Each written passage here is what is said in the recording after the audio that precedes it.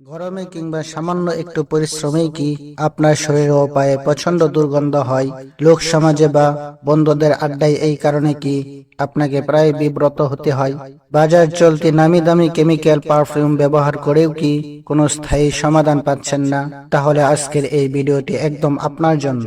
আজ এমন এক জাদুকরী ঘরোয়া উপায়ের কথা বলবো যা মাত্র কয়েকদিনেই আপনার এই সমস্যার চিরতরে সমাধান করে দেবে।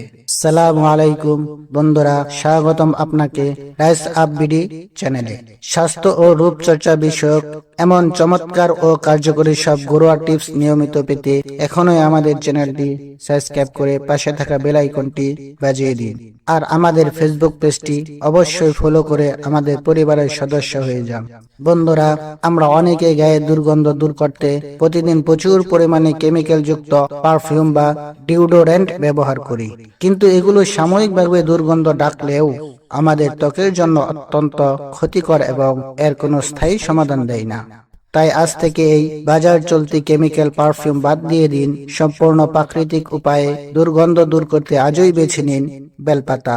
হ্যাঁ, বেলপাতার রস এই সমস্যার জন্য ম্যাজিকের মতো কাজ করে।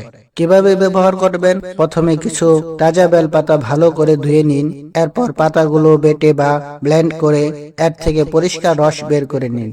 এবার এই বেলপাতার রস সামান্য পানির সঙ্গে মিশিয়ে একটি মিশ্রণ তৈরি করুন। এই মিশ্রণটি দিয়ে আপনার আক্রান্ত স্থান অর্থাৎ বগল, পা কিংবা পুরো শরীরে কয়েকদিন ভালো করে মুছে দিন। মাত্র কয়েকদিন নিয়মিত এই সহজ ঘরোয়া উপায়টি মেনে চললেই দেখবেন গায়ের সমস্ত দুর্গন্ধ দূর হয়ে গেছে এবং আপনি সারাদিন ফ্রেশ ও আত্মবিশ্বাসী অনুভব করছেন। আমাদের আজকের এই স্বাস্থ্য টিপসটি যদি আপনার ভালো লেগে থাকে এবং উপকারী মনে হয়, তবে ভিডিওটিতে এখনই একটি লাইক দিন এবং আপনার বন্ধুদের সাথে শেয়ার করুন। আর যারা আমাদের এই ভিডিওটি ফেসবুক পেজ বা প্রোফাইল থেকে দেখছেন, তারা নিয়মিত এমন দরকারি টিপস পেতে এখনই পেজটি ফলো করে রাখুন। আজকের মতো এখানেই বিদায় নিচ্ছি।